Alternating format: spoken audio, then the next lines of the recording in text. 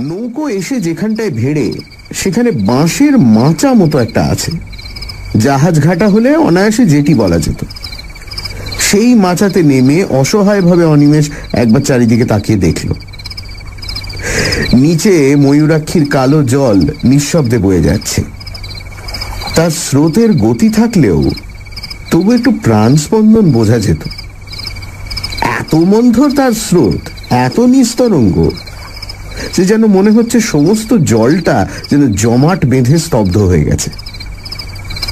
ওপারে ভগীরথপুর গ্রাম, বেশ সম্পন্ন গ্রাম, তা সে জানে।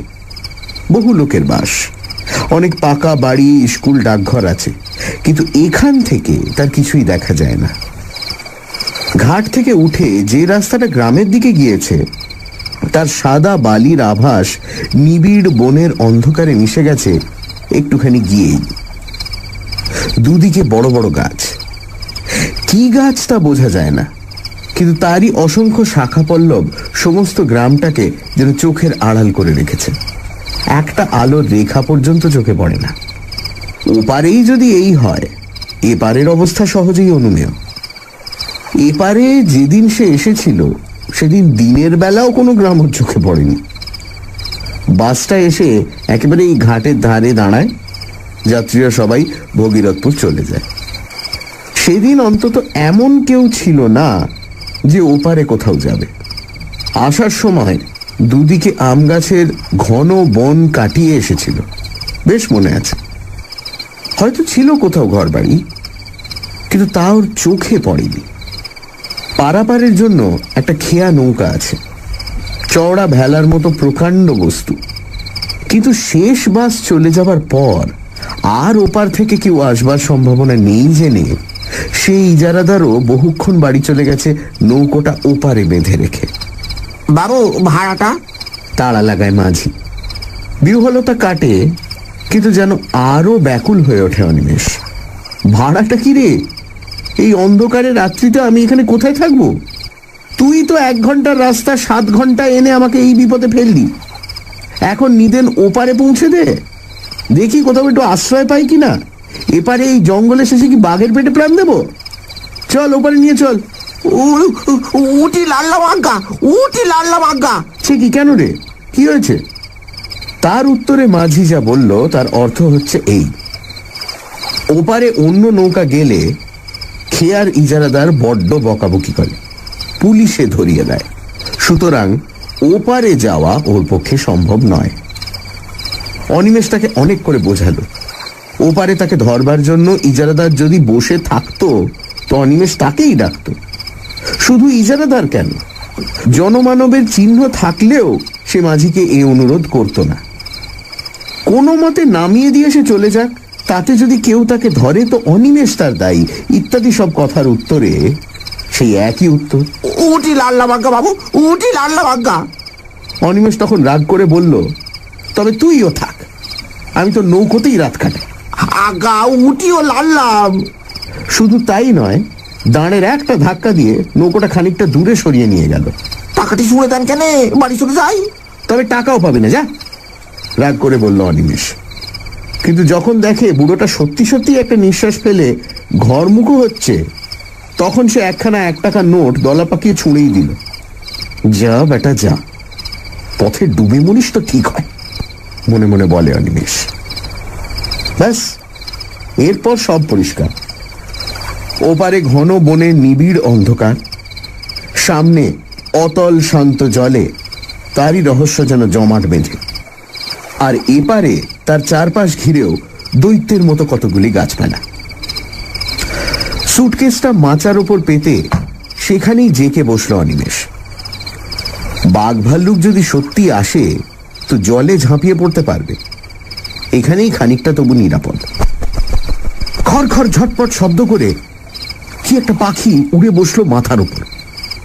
ভয় পেয়ে চমকে উঠল অনিমেষ। কাছেই কোথায় শুকনো পাতার উপর দিয়ে কি একটা সরীসৃপ চলে গেল বোধহয়। সামান্য শব্দ, তবু বেশ স্পষ্ট। জলের মধ্যে হঠাৎ একটা মাছ ডিগবাজি খায়, ওইটুকু আওয়াজ। কিন্তু অনিমেষের মনে হলো যেন বন্দুকের শব্দ উঠল কোথাও। বিশ্রী লাগছে। তারার আলোতে যতদূর দৃষ্টি চলে বহুক্ষণ ধরে ধরে হাত ঘড়িটা দেখল। মাত্র রাত 9টা। কলকাতায় সবে সন্ধে, কিন্তু এখানে মনে হচ্ছে নিশুতি রাত। এখনো দীর্ঘ সময় তাকে এখানে অপেক্ষা করতে হবে। কখন ভোর হবে, তারপর কখন ইজারাদারের ঘুম ভাঙবে, তবে সে একটু লোকালয়ের মুখ দেখতে পাবে। বাস একটা আসে এখানে সকাল 8টা নাগাদ। সন্ধেতে যেটা এসেছে সেটা কাছাকাছি কোনো গ্রামে থাকে। 7টা নাগাদ এখানে এসে দাঁড়ায়, অর্থাৎ প্রায় 12 ঘন্টা এখন। আচ্ছা, হাঁটলে কেমন হয়? বাসের রাস্তাটা ধরে হাঁটতে থাকলে কি আর গ্রাম একটা পাওয়া যাবে না কাছাকাছির মধ্যে? কিন্তু সেখানে যদি তাকে আশ্রয় দিতে কেউ না চায়, ডাকাত বলে মনে করে। তাছাড়া দুদিকে যা ঘন ঘন বন, যদি বাঘ আসে। মুর্শিদাবাদ জেলায় এসব অঞ্চলে প্রায়ই বাঘ বেরোয়। দরকার নেই বাবা, 10-11 ঘন্টা সময় এরকম করেই কেটে যাবে। ও মশাই, শুনছেন? বাস মিস করেছেন বুঝি? কোথাও আশ্রয় পাননি? অস্ফুট একটা শব্দ করে চমকে ওঠে অনিমেষ, বরং আঁতকে ওঠে বলাই ঠিক। কখন নিঃশব্দে কে পেছনে এসে দাঁড়িয়েছে ওই এইটুকুও তো টের পাইনি। সামান্য কুটো নড়ার শব্দের দিকেও তো সে কান পেতেছিল। কয়েক মুহূর্ত যেন ভয়ে আড়ষ্ট হয়ে থেকে ঘাড় ফেরাতেও সাহস হল না।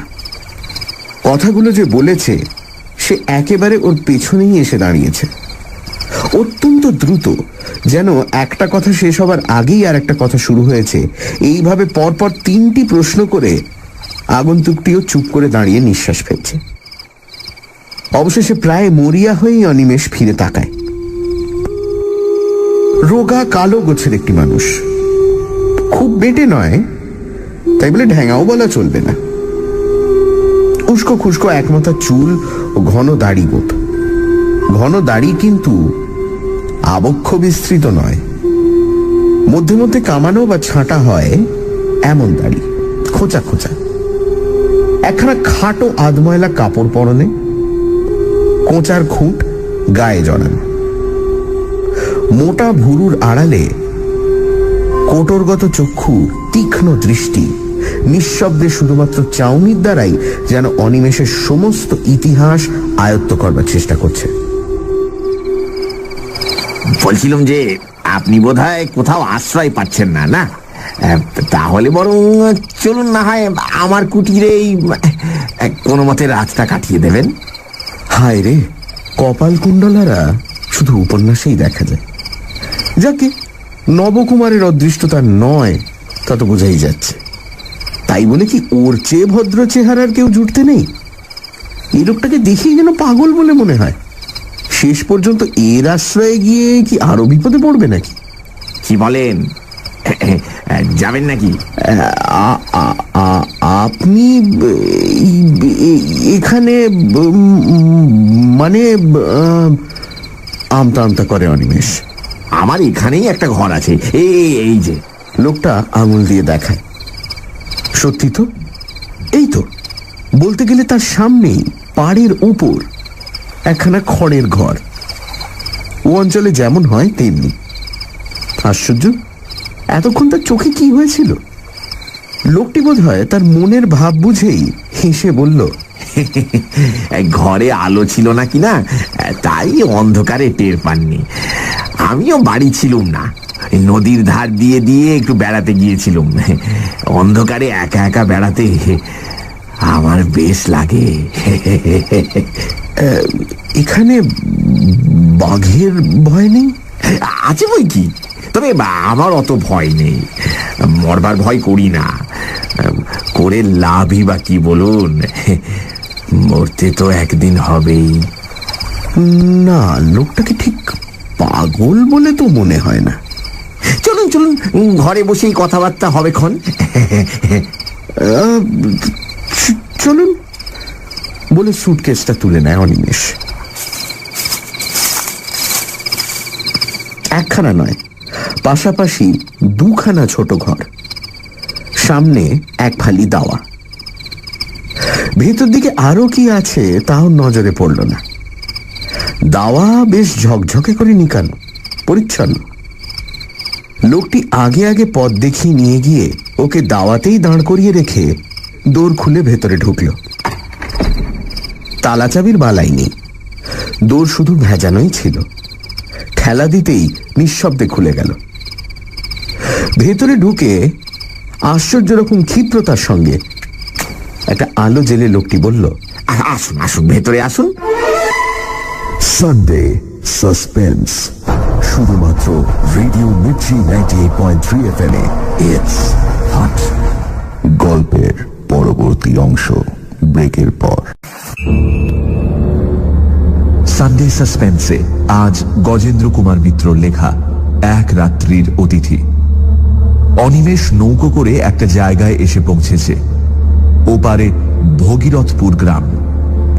কিন্তু জায়গাটি একেবারেই নির্জন। ঘাটের ধারে বাস এসে দাঁড়ায়, কিন্তু সেদিন শেষ বাসও চলে গেছে। মাঝি কোনো রকমে অনিমেষকে নামিয়ে দিয়ে চলে গেল। অন্ধকার রাতে অনিমেষ একেবারেই একা। এমন সময় একটি লোক এসে অনিমেষকে আশ্রয় দিতে চাইল। লোকটি বলল, তার মৃত্যু ভয় বা বাঘের ভয় কোনোটাই নেই। লোকটি অনিমেষকে তার বাড়ি নিয়ে এলো। তারপর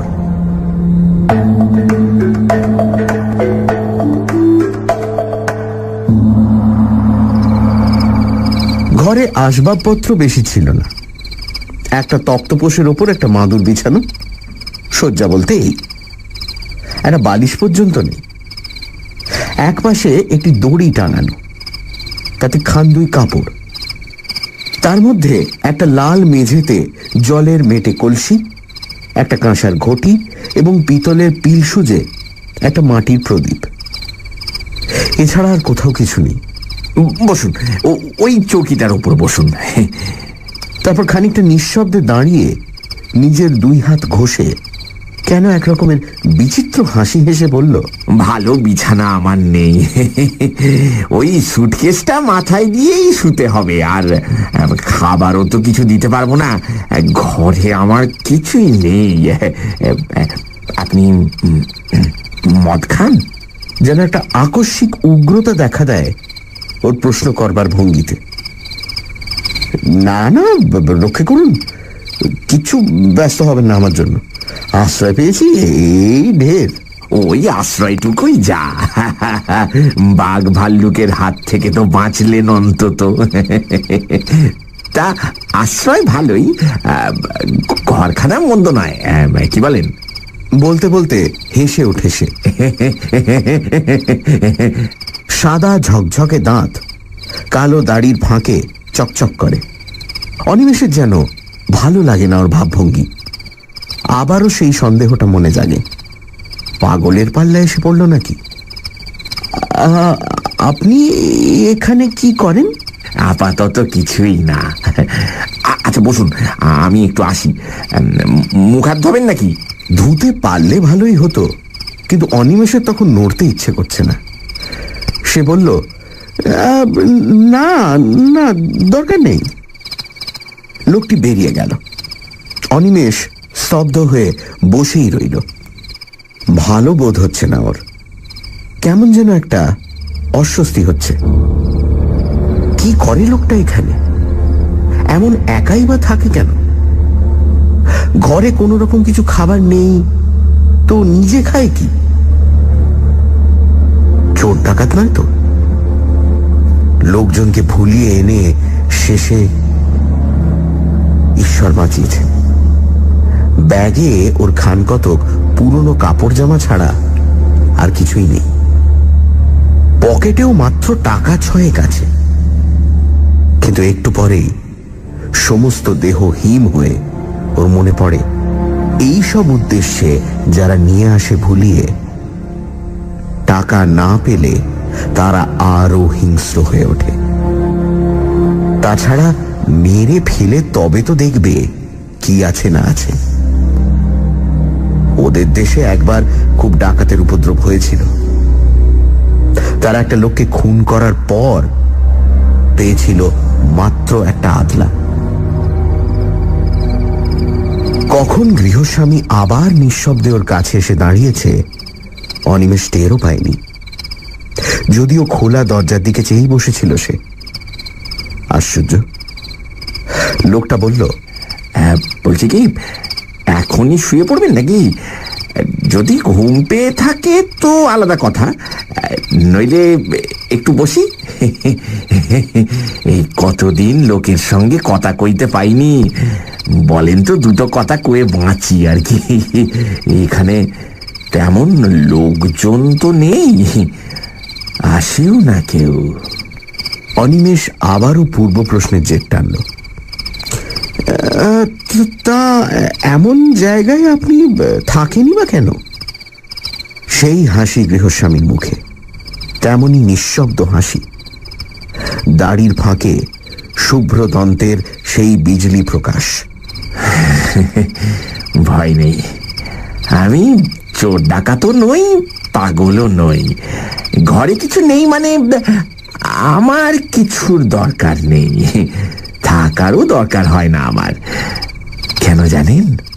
তারপর যেন কতকটা অসংলগ্ন ভাবেই বলে ওঠে, আমি আমি সাধক, তান্ত্রিক, সন্ন্যাসী। সন্ন্যাসী? অবিশ্বাসের দৃষ্টিতে চায় অনিমেষ। অপ্রতিভ হয়ে লোকটা বলে, না মানে সন্ন্যাসী মানে ঠিক অভিষিক্ত সন্ন্যাসী নই, তবে সাধক বটে। উবু হয়ে ঘরের মেঝেতেই বসল লোকটা। কিছুক্ষণ মৌনভাবে থেকে বলল, তাহলে আপনাকে বলেই ফেলি, সেটা কাউকে কখনো বলিনি, বলবার সুযোগও পাইনি বিশেষ। এই অঞ্চলেরই লোক আমি, বুঝলেন। ছেলেবেলা থেকেই নানা বইতে তান্ত্রিক সন্ন্যাসীদের অদ্ভুত সব ক্ষমতার কথা পড়ে ওইদিকে মনটা ঝোঁকে। মনে হতো আমিও ওই সব সাধনা করে সিদ্ধ হব, তারপর প্রাণ ভরে পৃথিবীর সব ঐশ্বর্য ভোগ করব। আর আমাকে পাইকে, হায় রে, তখন কি আর জানতুম যে ভোগের উদ্দেশ্যে সাধনা করতে এলে সিদ্ধি তো দূরের কথা, সমস্তই খোয়াতে হয় একে একে। এই পর্যন্ত বলে লোকটি চুপ করল। এতক্ষণ অনিমেষও অনেকটা সহজ হয়েছে। লোকটির ভাবভঙ্গি আর কথাবার্তায় সত্য কথা বলছে বলেই মনে হয়। দুশ্চিন্তা অনেকখানি কমে গেল ওর। বাড়ি আমার এই অঞ্চলে নয়, বাড়ি সেই 5 ধুপির কাছে। তা এখানে কেন এলুম বলছি, দাঁড়ান। বলেছি আপনাকে, ওই ছেলেবেলা থেকেই ওই দিকে ঝোঁক গিয়েছিল। স্কুলের পড়া হলো না, তার বদলে যত সব ওই ধরনের বই পড়তে লাগলো। পড়তে পড়তে বিশ্বাসটা খুব পাকা হয়ে গেল। কিন্তু কিন্তু গুরু কই? 2-1 সন্ন্যাসী যাদের হাতের কাছে পেলুম, দেখলুম সব বাজে, কেউ কিচ্ছু জানে না। অথচ পথ দেখাবে এমন লোক না পেলে এগোবো কি করে? মনটা বড়ই চঞ্চল হয়ে উঠল। খাবার চিন্তা ছিল না, মাথার উপর বাবা, বড় ভাইরা সবাই ছিল, জমি জমা ওই তারাই দেখাশোনা করত। অবশ্য আমি বকুনিও খেয়েছি ঢের, কাজকর্ম কিছু করি না বলে, কিন্তু সেসব গায়ে মাখিনি। তবে যতদিন যেতে লাগলো মনটা ততই ব্যাকুল হয়ে উঠল। শেষমেশ আমার 23-24 বছর বয়সের সময়ে বাড়ি থেকে সামান্য কিছু টাকা নিয়ে বেরিয়ে পড়লুম। বেশ বুঝেছিলুম ঘরে বসে আর কিছু হবে না। এই তীর্থ করে অনেক দেশই ঘুরলুম, ভালো চাকরি বা ভালো বিয়ে করার অনেক সুযোগও পেয়েছিলুম। জানেন, সংসার, বুঝলেন মশাই, মায়ার ফাঁদ পেতে রেখে দেয় সারা জগতে। যাই হোক, সেদিকে মন ছিল না বলে কেউ বাঁধতে পারল না। কিন্তু আসল যা উদ্দেশ্য, তাও তো কিছু হলো না। এমনি ভাবে যখন ক্রমশ হতাশ হয়ে উঠেছি, তখন একদিন বাড়ি ফেরার পথে, বলতে গেলে ওই বাড়ির কাছে এসে হঠাৎ একজনকে পেয়ে গেলুম। বক্রেশ্বরের শ্মশানে এক সাধু থাকেন শুনলুম। উলঙ্গ থাকেন শ্মশানে শুয়ে, কেউ খেতে দিলে খান, নইলে এমনি থাকেন। কাঁচা মাংস, পাতা লতা, এমনকি বিষ্ঠা খেতেও তার আপত্তি নেই বোধহয়। এমনই নিষ্পৃহ তিনি। খোঁজ করে করে গেলুম। প্রথম তো দেখাই পাওয়া যায় না, শেষে 3 দিন ধন্না দিয়ে পড়ে থাকতে দর্শন পেলুম। বিপুল দেহ, তীক্ষ্ণ দৃষ্টি, পাগলের মতো ভাবভঙ্গি। কিন্তু পাগল নন, না না না না না। একদিন আমার চোখের সামনেই দুদিক থেকে দুদল ভক্ত তাকে দর্শন করতে আসছে দেখে আমার চোখের সামনে শিয়ালের দেহ ধরে বনের মধ্যে গিয়ে সেদুলেন। কেউ আর খুঁজেই পেল না। বুঝলুম যে এতদিন ধরে যাকে খুঁজছিলুম, এতদিন পরে তাকে পেয়েছি। অনিমেষের মনেও ততক্ষণে গল্প জমে উঠেছে।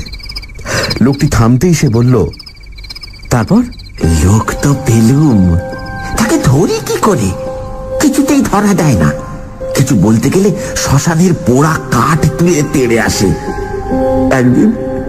একদিন খুব কান্নাকাটি করতে সব শুনলে মন দিয়ে, কিন্তু তারপর যা বকুনিটি দিলে, বলে ভালো চাস তো এসব মতলব ছাড়, সাধনা করবি তুই ওই 1.5 কাঁপা নিয়ে, তোর কাজ নয়, বুঝলে?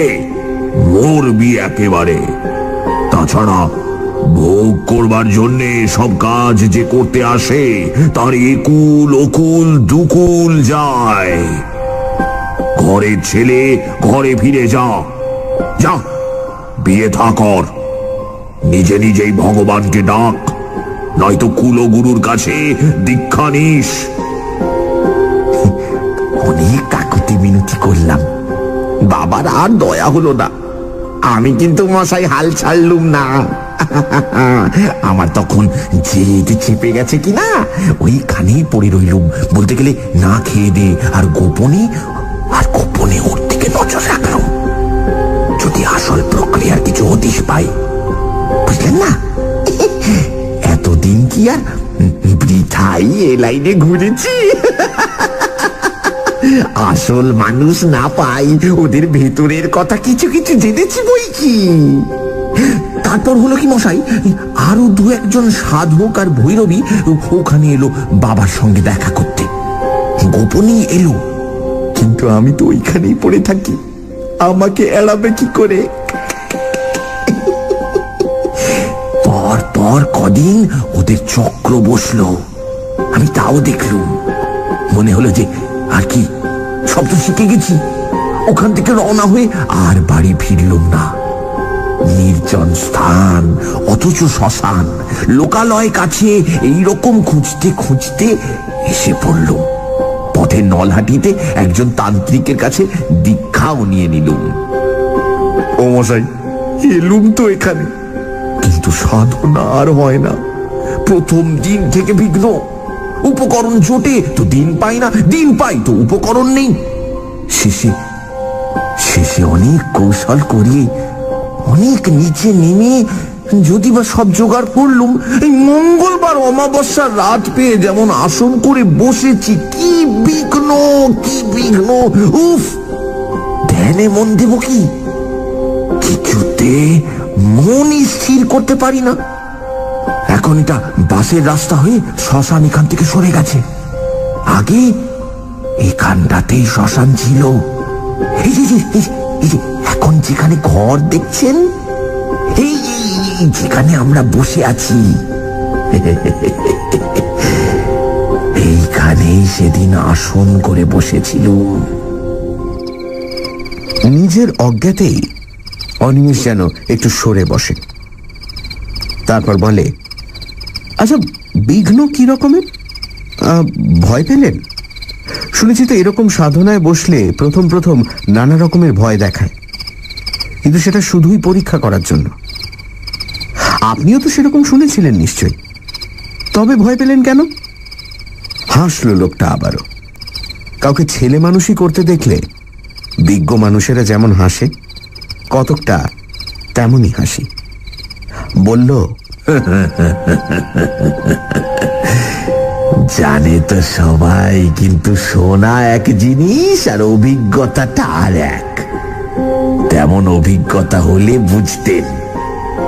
শুনবেন? হ্যাঁ, শুনবেন কেমন? মরার বুকের উপর বসেছি আসন করে, মরার খুলিতে করে মদ খাচ্ছি, মনে ভয় ডর কিচ্ছু নেই, এই বিশ্বাস হয়ে গিয়েছিল। কিন্তু সেই লোকেরই বুকের মধ্যে হেম হয়ে গেল সে সব শুনে। না না, তেমন ভয়ানক কিছু নয়। প্রথম শুরু হলো ফিস ফিস কথার শব্দ, খিলখিল হাসি, চাপা হাসি। ক্রমে সেইটাই বাড়তে লাগলো। মনে হলো 10 জন, 20 জন, 100 জন, হাজার হাজার হাজার। আপনার চারপাশে যদি লক্ষ লক্ষ লোকের ফিস ফিস কথারই শব্দ হতে থাকে তো কেমন হয়? আর তার সঙ্গে চাপা এক ধরনের খিলখিল হাসি।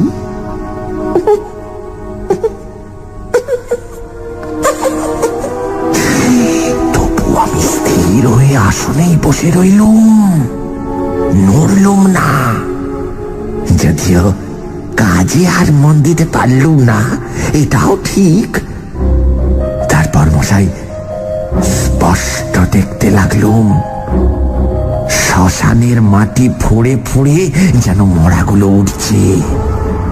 কত কাল থেকে মরেছে সব, কত হাজার হাজার বছর ধরে। এক একজনের বিভৎস চেহারা, রোগে যন্ত্রণায় বিকৃত মুখ। কেউ বা খুন হয়েছিল, কেউ বা ঠ্যাঙাড়ের হাতে প্রাণ দিয়েছে, কেউ বা গলায় দড়ির মরা। ঠিক সেই অবস্থায় উঠেছে। তেমনি কন্ধ কাটা কিংবা হাড় ঘোড় ভাঙা অবস্থায়। সকলেরই মুখে রাগ, চোখের দৃষ্টিতে আগুন। তারা সবাই আমার দিকে আঙুল তুলে শাসাতে লাগলো, পাপিষ্ঠ, তুই এখানে কেন? শ্মশান অপবিত্র করতে এসেছিস? চলে যা, দূর হয়ে যা।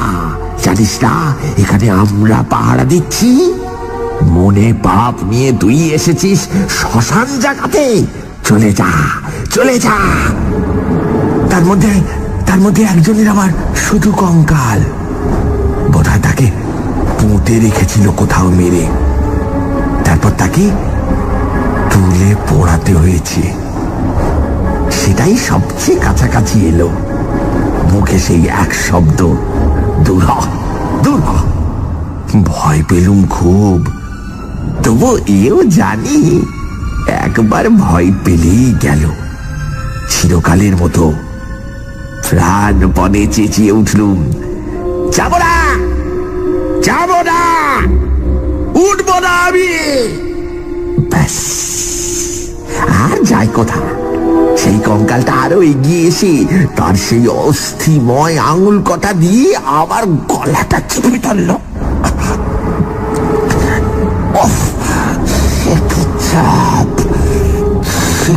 চাপ যেন মোটা লোহার সাঁড়াশি।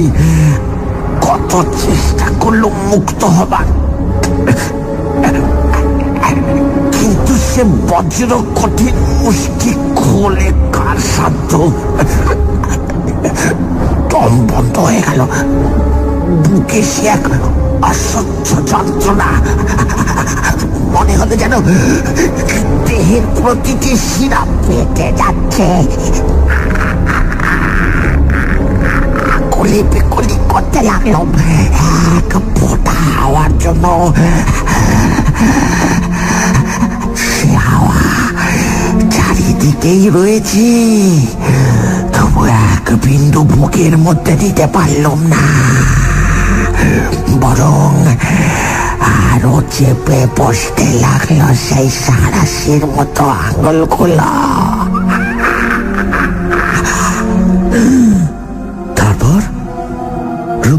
দীর্ঘশ্বাসে প্রশ্ন করল অনিমেষ। তারপর আবার সেই হাসি।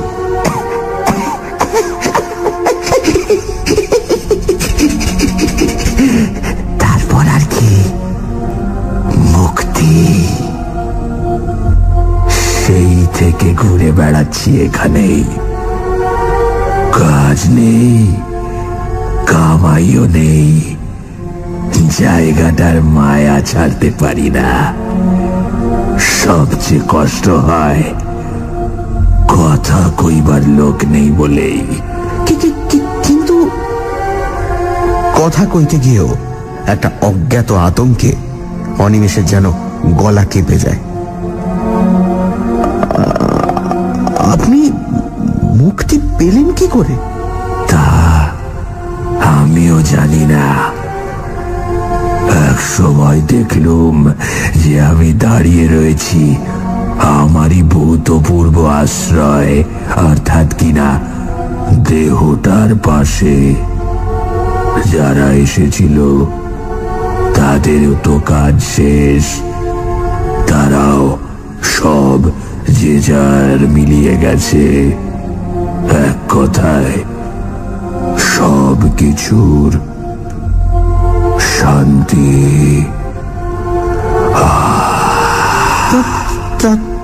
তার মানে কি? আপনি কি বলতে চান যে আপনি তখন মারা গেছেন? আপনি কি মরা? সানডে সাসপেন্স, শুধুমাত্র রেডিও মির্চি 98.3 FM এ। It's hot. সানডে সাসপেন্সে আজ গজেন্দ্র কুমার মিত্রর লেখা এক রাত্রির অতিথি। অনিমেষ শুনছে জনৈক সাধকের আত্মজীবনী। সে নিজের মুখেই বলছে যে সে চোর, ডাকাত বা পাগল কোনোটাই নয়। তান্ত্রিক সন্ন্যাসী হবার বাসনা নিয়ে লোকটি বাড়ি ছেড়েছিল। তারপর এক সাধুর সংস্পর্শে এসে নানা রকম সাধনা করতে শুরু করে এবং একদিন রাতে তার সাধনার সময় শ্মশানের মাটি ফুঁড়ে ভয়ঙ্কর আত্মারা উঠে আসে। একটি কঙ্কাল তার গলা চেপে ধরে এবং তারপর সে সম্পূর্ণ মুক্তি পেয়ে যায়।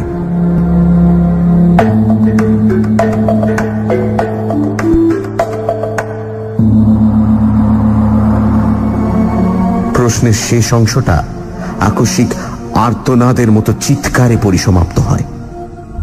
কিন্তু প্রশ্ন সে করছে কাকে? কেউ তো নেই, শুধু সে একা বসে আছে ঘরে। বাকি জিনিসগুলো ঠিক আছে, পিদিমটা তেমনই চলছে, শুধু উবু হয়ে বসে যে লোকটা কথা বলছিল সে আর নেই। কোথা দিয়ে গেল লোকটা? কখন উঠে গেল তার চোখের সামনে দিয়ে? বারবার এই ব্যাকুল প্রশ্ন ওর মনে উঠতে লাগলো, কিন্তু উত্তর দেবে কে? খানিক পরে আসল প্রশ্নটা আবার প্রবল হয়ে উঠল।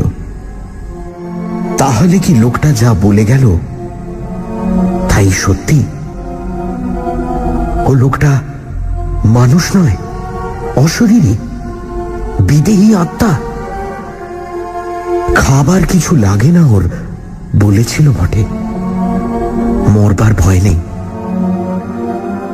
গায়ে কাঁটা দিয়ে ওঠে অনিমেষের। কিন্তু সে শিক্ষিত ছেলে, বিজ্ঞান পড়া ছেলে। এসব মিথ্যা কল্পনা, আত্মসম্মোহন বলেই জানে। সে বিশ্বাস করবে না এই কথা যে বিংশ শতাব্দীর মধ্যভাগে বসে সে ভূত দেখেছে। আচ্ছা, পেছনে ছায়া পড়েছিল কি ওর? মনে করবার চেষ্টা করে অনিমেষ। সত্যি কি না লোকটা তার সঙ্গে তামাশা করেছে? আগে যা ভেবেছিল তাই? ডাকাত বা ঠ্যাঙাড়ে জাতীয়, ভয় দেখিয়ে গেল, এরপর কাজ হাসিল করা সোজা হবে ভেবে? মনকে প্রবোধ দেয় সে, এইটে হওয়াই সম্ভব। ভূত হলে আলোয় থাকবে কি করে? বদমাইশ আরো বেশি ভয় দেখাবার জন্য ম্যাজিকওয়ালাদের মতো চোখে নিমেষে সরে গেছে। দৌড়টা বন্ধ করে দেবে নাকি? দেওয়াই উচিত। পালাবে? কোথায় যাবে এই অন্ধকারে? আরো তো ওদের কবলে গিয়েই পড়তে হবে। সে দেখতে পাবে না ওদের, ওরা দেখবে। তার চেয়ে দৌড় বন্ধ করে বসে থাকা মন্দ নয়। যা হবার হবে। আলো তো থাকবে এখানে, লোকগুলোকে চোখে দেখা যাবে। অনিমেষ অতি কষ্টে উঠে দাঁড়ালো। হাতে পায়ে যেন জোর নেই। কোনো মতে উঠে গিয়ে সন্তর্পণে দৌড়টা বন্ধ করে দিল। ভাগ্যিস ভেতরে খিল আছে, বেশ মজবুত খিল। দেখে শুনে ভালো করে বন্ধ করলো। যাক, নিশ্চিন্ত। কিন্তু এ কি? হঠাৎ আলো নিভে গেল যে। মুহূর্তের মধ্যে কোন রকম নোটিশ না দিয়েই ঘরটা তার চারপাশ নিশ্ছিদ্র অন্ধকারে ভরে গেল। তেল ছিল না, কিন্তু তাহলে তো একটু একটু করে ম্লান হয়ে আসবে। তবে ভয়ে ওর গাটা হিম হয়ে গেল। তবে কি ঘরের মধ্যে কেউ ছিল?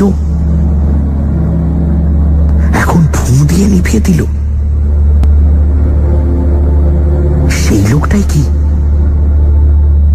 হয়তো তক্তপোষের নিচে ঢুকে গিয়েছিল, তখন সেখানেই লুকিয়েছিল। তাই সে ওর চলে যাওয়াটা লক্ষ্য করেনি। নিশ্চয়ই তাই। কি সর্বনাশ! এই যে হিতে বিপরীত হলো। ওদের হাত থেকে বাঁচতে গিয়ে একেবারে ওদের মুঠোরই মধ্যে এসে পড়ল। পকেটের দেশটাই পর্যন্ত নেই, যতদূর মনে পড়ে ব্যাগও নেই। ব্যাগটাই বা কোথায়? চৌকিটা যে ঠিক কোন দিকে তাও তোর মনে পড়ছে না। উফ, কি বদমাইশ লোকটা! ক্রুদ্ধ স্বরে, হয়তো বা একটু ভীত কণ্ঠেই অনিমেষ বলে উঠল, কে কে ওখানে? আলো জ্বালো বলছি শিগগির, নইলে নইলে ভালো হবে না। দেখিয়ে দেবো মজা। কি হলো, জ্বালালে না? নিস্তব্ধ চারিদিক। কোথাও একটা জনপ্রাণী আছে বলে মনে পড়ে না। রহস্যময় সুগভীর স্তব্ধতা। ঘরে কি জানলা ছিল? তাও তো মনে পড়ছে না। চাই জানলা খুলে দিলে তবু একটু তারার আলো আসে। অনেকক্ষণ চুপ করে দাঁড়িয়ে থেকেও জানলা কোন দিকে মনে পড়ল না। আচ্ছা, একটু এগিয়ে গেলেই তো দেওয়াল। হাতড়ে দেখতে দোষ কি? পরক্ষণেই মনে পড়ল, আরে আচ্ছা বোকা তো সে, দৌড়টাই তো রয়েছে, খুলে বেরিয়ে পড়লেই তো হয়। ঘরের অন্ধকারের চেয়ে বরং বাইরের অন্ধকার ভালো, তারার আলো আছে। কিন্তু ব্যাগটা থাকে, প্রান্ত বাঁচুক। যেদিকে দৌড় দিয়েছেই মাত্র সেদিকেই হাত বাড়ালো। কই সে দরজা? অথচ ও তো সবে দরজা বন্ধ করে এপাশ ফিরেছে আর আলো নিভেছে। তবে কি ও দিক ভুল করেছে? এদিকে দরজা ছিল না। আন্দাজে আন্দাজে এগিয়ে যায় সে। এইটুকু তো ঘর, দেওয়াল পেলে দেওয়াল হাতড়ে হাতড়ে ঘুরলেই দরজা পাবে। তবু ভয় হচ্ছে ও লোকটা না এই সুযোগে পেছন থেকে মেরে বসে। কিন্তু উপায়ই বা কি? এদের কবলে যখন এসে পড়েছেই। মরিয়া হয়েই এগোয় অনিমেষ। এক পা করে যতটা সম্ভব নিঃশব্দে এগোয়। 1 2 3 4 5 6 7 8। এই যে 20 পা হয়ে গেল। ঘরটা যতদূর আন্দাজ হয় 10-12 ফুটের বেশি হবে না লম্বায়। নিহাতি ছোট্ট ঘর, অথচ 20 পা মানে অন্তত 15 ফুট। আরো 2 পা, আরো 10, আরো 20। এ কি, সে মাঠে চলেছে নাকি? কিরকম হলো? 40 পা চলার মতো ঘর তো নয়,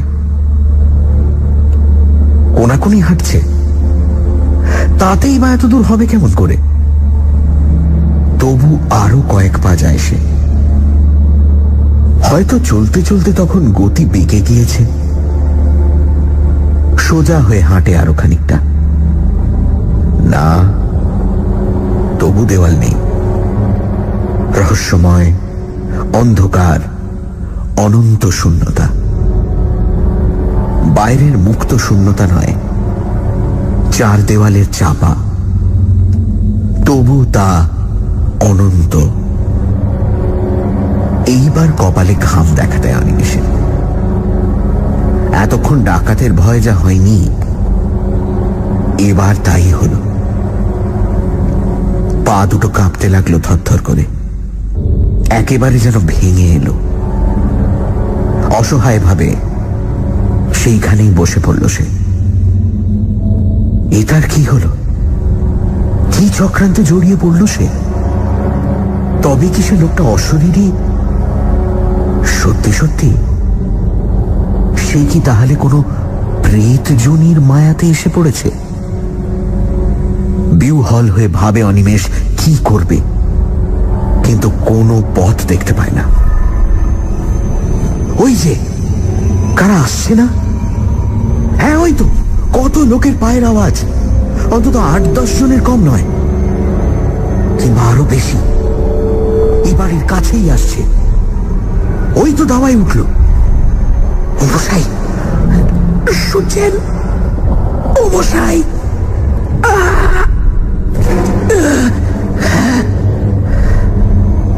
গলা দিয়ে স্বর বেরোলো না।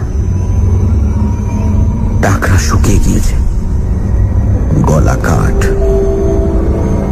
কিন্তু ওরাই যদি সেই ডাকাতের দল হয়, তা হোক, তবু তো তারা মানুষ। ভরসা হলো একটু অনিমেষে। তাহলে অন্তত এটা প্রেতের মায়া নয়। আহ, বাঁচা গেল। হ্যাঁ, ডাকাতি নইলে ওরা অমন ফিস ফিস করে কথা কইবে কেন? বহু লোক যেন পরস্পরের সঙ্গে ফিস ফিস করে কথা কইছে। আরো লোক বাড়ছে, আরো বহু পায়ের শব্দ, অসংখ্য, অগণিত ফিস ফিস করে কথা বলার আওয়াজ। এ কি, ওরা কি ঘরে ঢুকছে নাকি? কেমন করে ঢুকলো? ওদের চারিদিকে শব্দগুলো এগিয়ে আসছে, ওরই চারপাশে, খুব কাছে। খিলখিল করে চাপা হাসির শব্দ। অনেকে হাসছে, তবু শব্দটা খুব জোর নয়। মাথা থেকে পা পর্যন্ত বরফ নেমে যায় যেন দেহের মধ্যে। হাত পায়ে আর কোনো সাড় থাকে না। আতঙ্ক যে এমন জিনিস, তা আগে অনিমেষ কখনো কল্পনাও করেনি। মস্তিষ্ক শুদ্ধ যেন নিষ্ক্রিয় হয়ে আসছে। চিৎকার করবে, চিৎকার করবে, সাধ্য নেই। পালাবে, পথ কই? কিন্তু কিছু তো একটা করা উচিত। লোকগুলো যেন কি ঘিরে ধরেছে। তাদের নিঃশ্বাস, দূষিত তীব্র উষ্ণ নিঃশ্বাস ও সর্বাঙ্গে। মনে পড়ে গেল লোকটার বর্ণনা। সেও তো এমনই ফিস ফিস শব্দ শুনেছিল, এমনই হাসি। তারপর সেই মৃতের পুনরুত্থান, সেই কঙ্কালের অভিযান।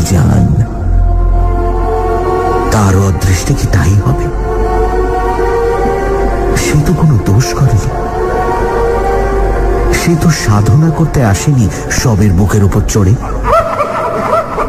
হঠাৎ কি যেন হা হা হা হা করে হেসে উঠল তারই আশেপাশে কোথাও।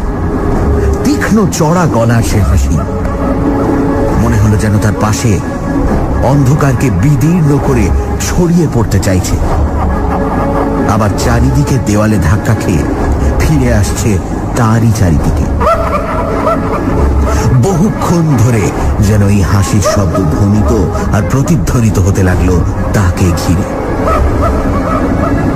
বিশ্রী তীক্ষ্ণ একটা উপহাসের হাসি, সে হাসির জাল যেন তাকে চারিদিক থেকে ঘিরে ধরেছে, আর নিস্তার নেই।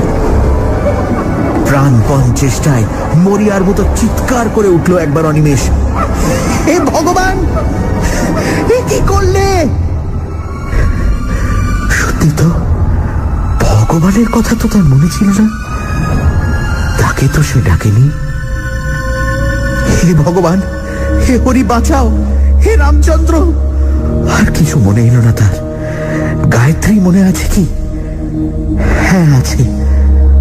পৈতেটা কোথায়?